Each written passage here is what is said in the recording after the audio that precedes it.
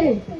अगर वहां से कोई जीत सकता है बीजेपी के अलावा, तो वही जीत सकता है जो जातीय समीकरण की सीमा को तोड़ दिया हो और सबके दिलों में बसने का काम किया हो, बिना जाति पाति धर्म भेदभाव को देखे बिना एक होकर के परिहार के लिए खड़ी रही हो। रितु आज अगर